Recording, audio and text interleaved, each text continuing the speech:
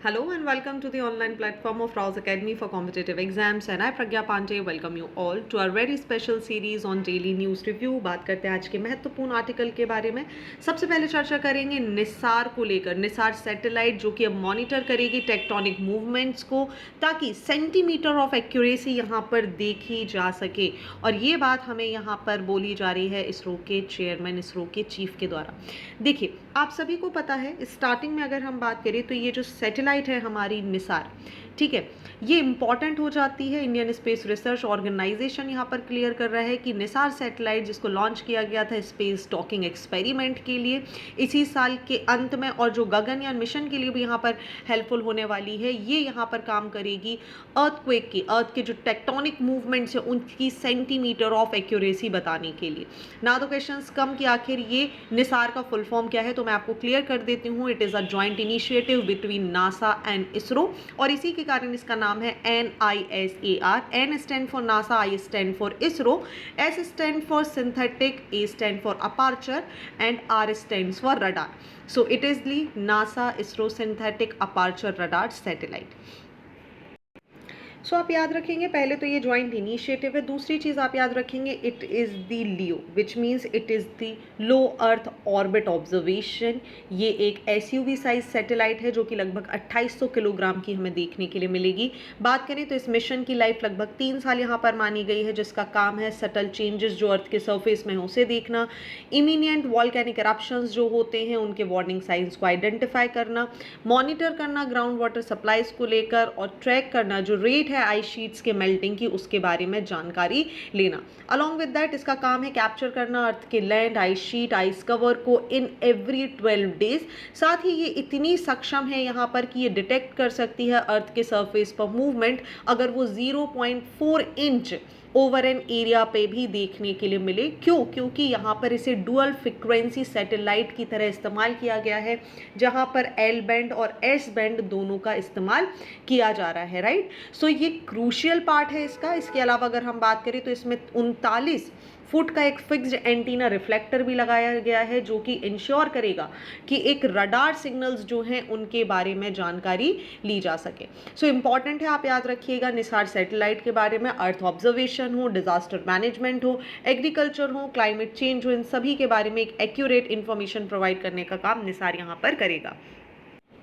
So now the questions come कि आखिर ये इसकी, चलिए एक्यूरेसी की आपने बात कर ली, सारा सब कुछ कोई प्रॉब्लमेटिक बात नहीं है। क्लाइमेट चेंज को related, geological, agriculture, water related कोई भी ऑब्जर्वेशन हो वो यहाँ से इस सैटेलाइट की मदद से बहुत ही आसानी से किया जा सकता है।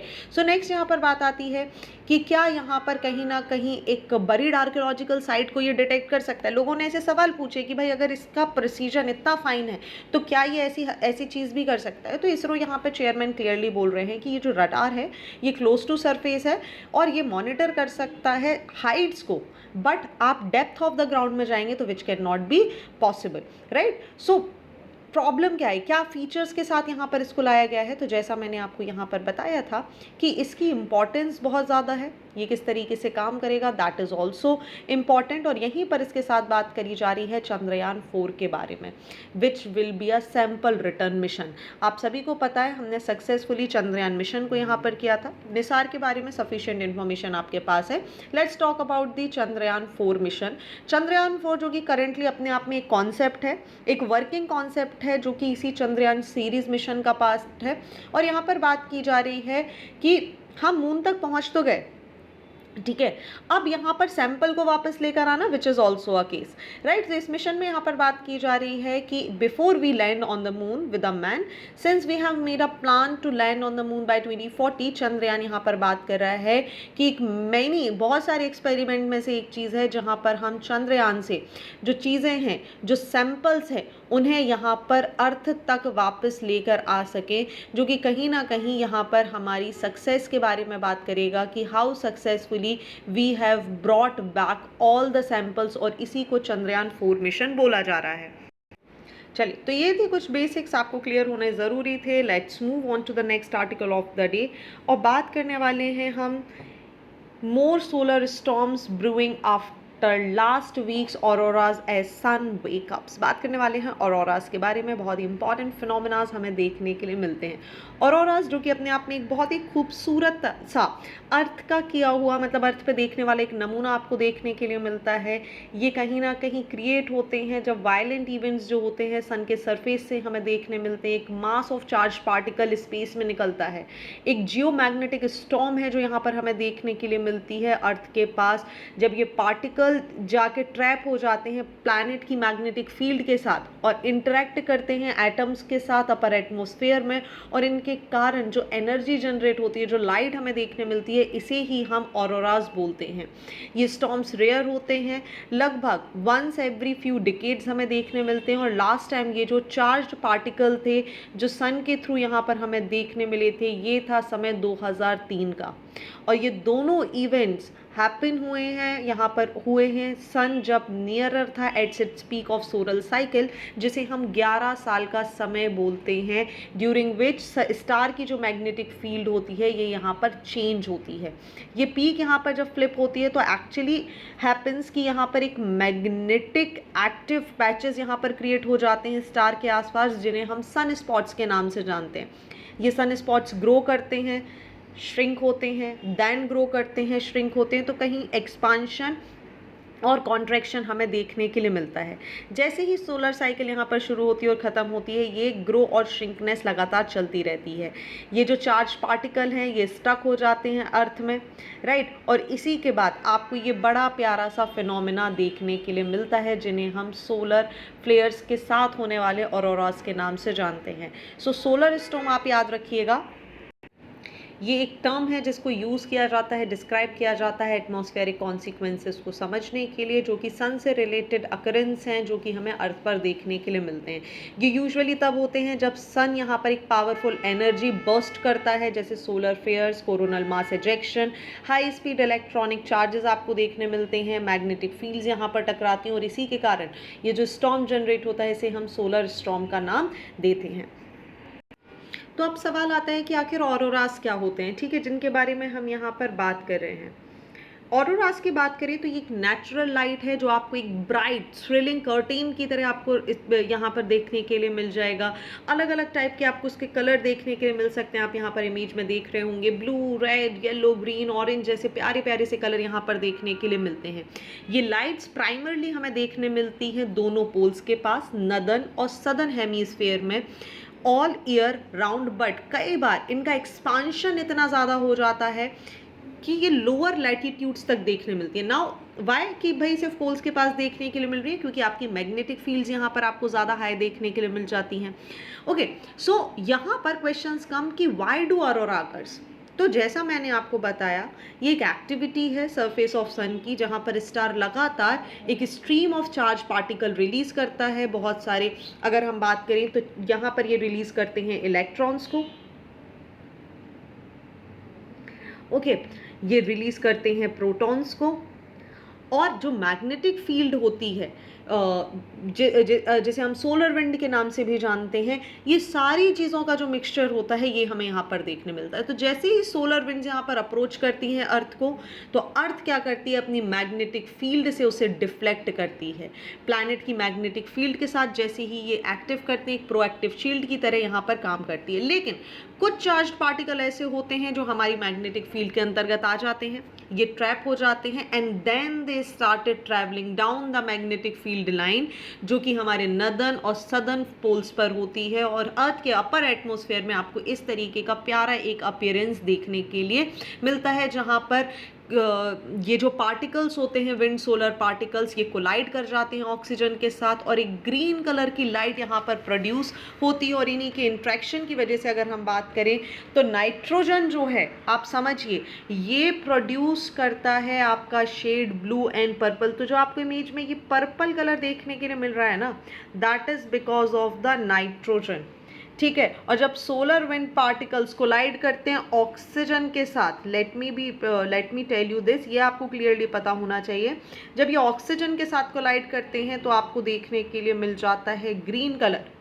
ठीक है, और जब नाइट्रोजन के साथ होते हैं तब आपको ब्लू और पर्पल कलर यहाँ पर देखने के लिए मिलता है, राइट। सो ये यूजुअली हमें मिड लैटिट्यूड्स के आसपास तक एक्सपांड हो जाते हैं, but that is a rare. ये कब होता है? जब सोलर विंड बहुत ही ज़्यादा स्ट्रांग हो, और ये तभी हो सकता है जब सन का सरफेस ऊपर की तरफ जा रहा हो, जिसकी वजह से सोलर लेयर या कोरोनल मास इजेक्शन जो है ये बहुत ज़्यादा आउटबस्ट की कंडीशन आपको देखने के लिए मिलेगी। ऐसे केसेस में ये जो विंड है ये इंटेंस हो जाती हैं, जिसकी वजह से कहीं ना कहीं जियो मैग्नेटिक स्टॉर्म, या जिन्हें हम मैग्नेटिक स्टॉर्म के नाम से भी जानते हैं, जो कि एक टेम्पररी डिस्टर्बेंस होता है अर्थ की मैग्नेटिक फील्ड का, वो हमें देखने मिलता है। और इसी कंडीशन में जो ऑरोराज हैं इनका एक्सपांशन हमें देखने के लिए मिल जाता है till the mid latitudes.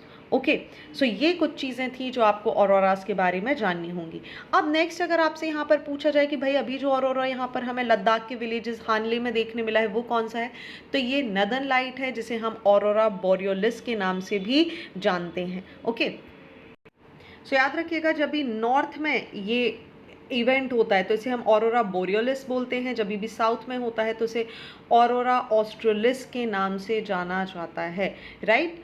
I hope यहाँ तक आपको सारी चीज़ें क्लियर हो चुकी होंगी, वाई दीज आर इम्पॉर्टेंट, ये जियो मैग्नेटिक स्टॉर्म क्या है, ये सारी चीज़ें यहाँ तक आपको समझ में आ चुका होगा। चलिए moving on to the next article of the day, और हम बात करते हैं on the importance of regularity sandboxes in artificial intelligence. Let's understand this article in very detail. देखिए, बहुत सारी गवर्नमेंट्स की अगर हम बात करें, रेगुलेटरीज बॉडीज़ की बात करें, तो ये एक इनोवेटिव अप्रोच की तरफ चली गई हैं, जिसे हम एआई रेगुलेटरी सैंडबॉक्स बोल रहे हैं, ताकि एक बैलेंस किया जा सके एआई इनोवेशन में, और साथ ही साथ उसकी एक रिस्पॉन्सिबिलिटी जो है डेवलपमेंट की, उसको भी मेंटेन किया जा सके।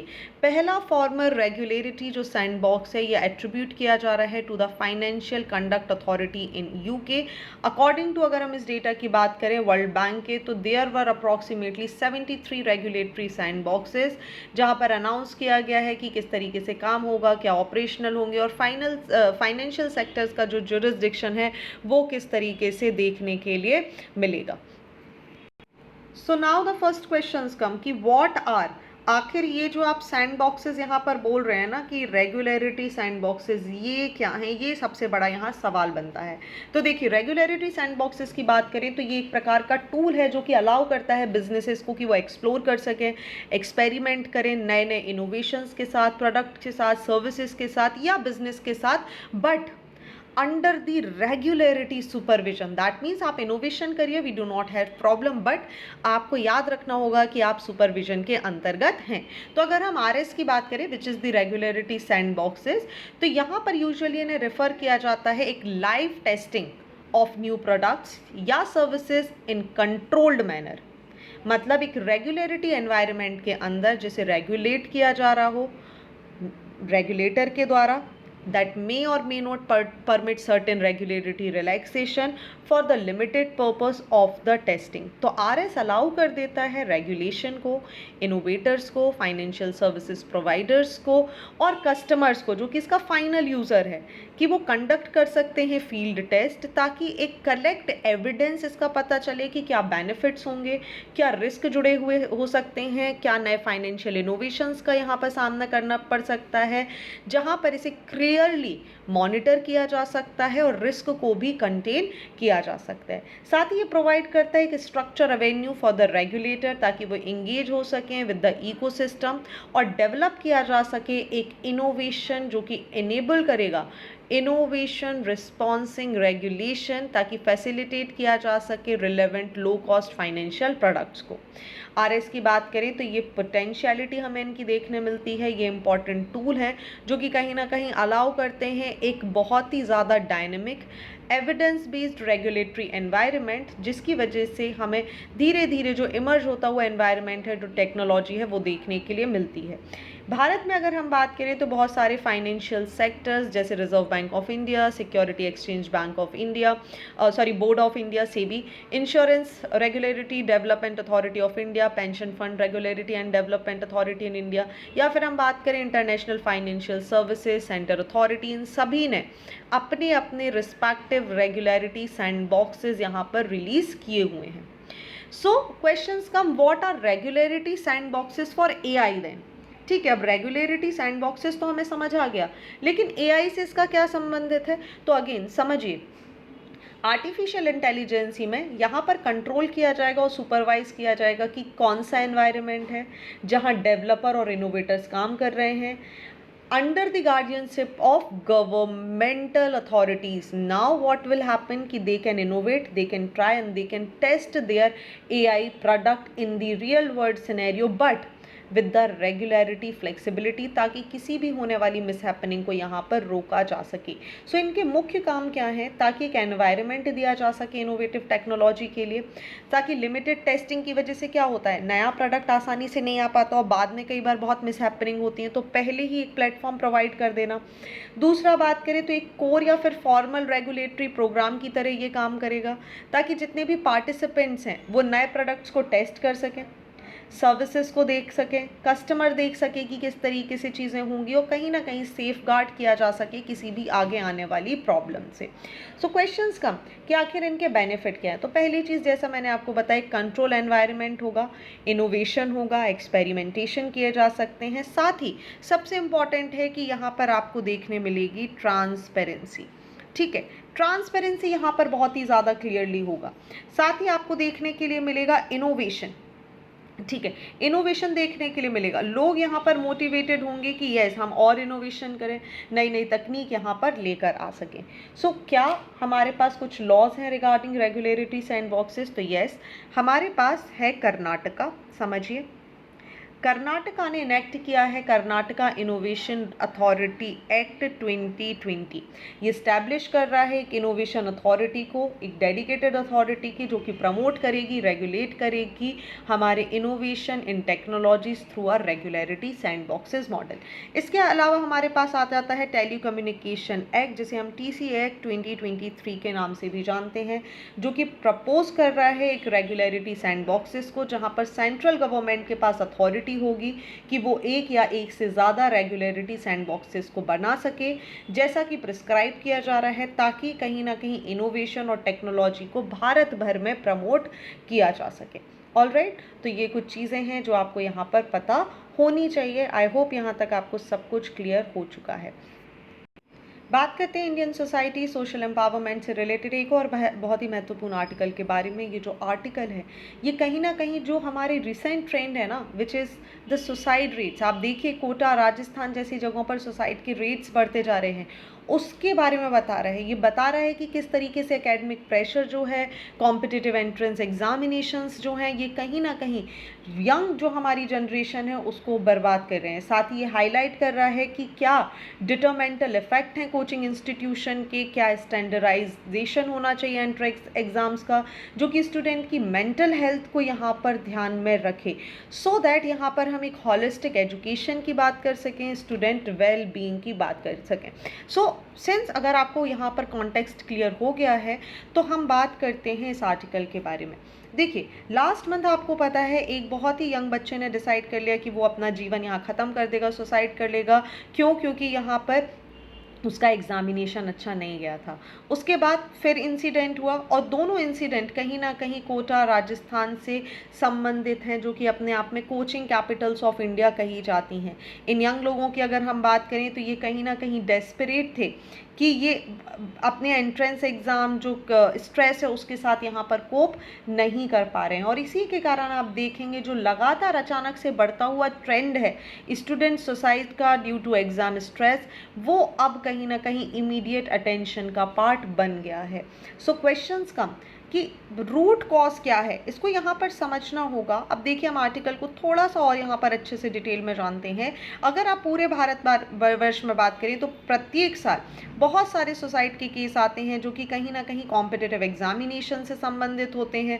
प्रेशर होता है एंट्रेंस एग्जामिनेशन का, और कहीं ना कहीं एक जो सामाजिक दबाव है, ठीक है, चाहे आप उसमें फैमिली की बात कर लें, तो ये सभी यहाँ पर देखने के लिए मिलते हैं. इनफैक्ट जो सुसाइड नोट यहाँ पर बच्चों के मिलते हैं उसमें वो बहुत क्लियरली बोलते हैं, why are young people crashing. Now the questions come कि क्यों यहाँ पर ये सुसाइड कर रहे हैं. हमें ध्यान देना बहुत ज़रूरी है क्योंकि अलार्मिंग सिचुएशन है. बिकॉज अगर हम आज ध्यान नहीं देंगे तो young people will continue to perish. और इसी के साथ अगर आप बात करेंगे रिसेंट ट्रेंड को फॉलो करते हुए तो धीरे धीरे कहीं ऐसा ना हो जाए कि हम इनसेंसिटिव हो जाएं इस इंसिडेंट के लिए और कोई ऐसा कदम बच्चे और हमारी यंग जनरेशन ना उठा ले जो कि बाद में हमारे लिए कंट्रोल करना मुश्किल हो जाएगा. सो देखिए जहाँ कुछ नेगेटिव फोर्सेस हैं जैसे family pressure, so they can only be mitigate by better sense of priority and awareness. Priorities होनी चाहिए, अवेयरनेस होनी चाहिए एक डेफिनेटली कि आपका काम है, आप पढ़ाई कर रहे हैं, एग्जामिनेशन की तैयारी कर रहे हैं, but there should be a clear vision. अगर हमारा विजन क्लाउडेड है, अगर हमारी प्रायोरिटीज़ क्लियर नहीं है, ठीक है, अगर हम एक कन्फ्यूजन ऑफ स्टेट में है जहाँ पर हमने सिर्फ तैयारी करना शुरू कर दी, हम एग्जामिनेशन दे रहे हैं जस्ट क्योंकि बाकी लोग भी दे रहे हैं, तभी भी यहाँ पर सुसाइड के रेट आपको ज़्यादा देखने के लिए मिल सकते हैं. ऐसे में यंग लोगों को ध्यान में रखते हुए अवेयरनेस फैलाना ज़रूरी है, उनकी प्रायोरिटीज़ यहाँ पर देखना ज़रूरी है. हमारी पुलिस या जो प्रैक्टिस है वो भी यहाँ पर कहीं ना कहीं इम्पॉर्टेंट है कि हम अपनी पॉलिसीज़ को कुछ इस तरीके से बनाएं जो कि यंग जनरेशन को यहाँ पर सुसाइड तक जाने से रोके. ऐसे में अगर हम दूसरी चीज़ देखें तो कोचिंग इंस्टीट्यूशन का क्या इम्पैक्ट है, तो आप देखिए नेशनल टेस्टिंग एजेंसी ने यहाँ पर बात करें अगर तो they has the national council of education research and training which is the NCERT and CBSE syllabus as the basis for the entrance examination. चाहे एंट्री हो मेडिसिन में, प्रोफेशनल कोर्सेज में, इंडियन इंस्टीट्यूट ऑफ टेक्नोलॉजी में या under graduate courses या post graduation course में, चाहे किसी भी चीज़ में. हालांकि इसके बाद भी जो राइज है कोचिंग इंस्टीट्यूशन का ये लगातार बढ़ रहा है और कई बार इन ह्यूमन मेथड्स यहाँ पर अडॉप्ट की जाती हैं इन सेंटर्स में. जैसे आप देखेंगे बहुत ही छोटे बच्चों को एडमिशन दे दिया जाता है, ठीक है, जो कि छोटे बच्चे भी मेंटली इतने ज़्यादा तैयार नहीं होते, प्रिपेयर नहीं होते कि वो प्रेशर को यहाँ पर हैंडल कर सकें. एक्सट्रीमली कॉम्पिटिटिव बिहेवियर होता है जिसकी वजह से बच्चे यहाँ पर खो जाते हैं या बैचेस को डिवाइड कर दिया जाता है. कमज़ोर है ना, जो ज़्यादा अच्छा स्कोर कर रहे हैं उनके बैचेस अलग है, उनके लिए टीचर्स अलग हो जाते हैं. कम अच्छा स्कोर करने वालों के लिए टीचर्स अलग हो जाते हैं, जो कहीं ना कहीं डिस्करेजमेंट यहाँ पर बच्चों को क्लियर कर देता है. इसके अलावा अगर हम बात करें तो विनर्स की बात करें तो ये वॉकिंग मशीन्स की तरह आपको देखने के लिए मिल जाएंगे जिनके पास कोई सोशल स्किल भी नहीं है. If you will find recently बहुत सारे वीडियो आए थे जहाँ पर कुछ बच्चे नीट जेईई जैसे बड़े बड़े एग्जाम्स निकाल चुके हैं, they have top the exam and when it comes to celebration they do not know how to celebrate.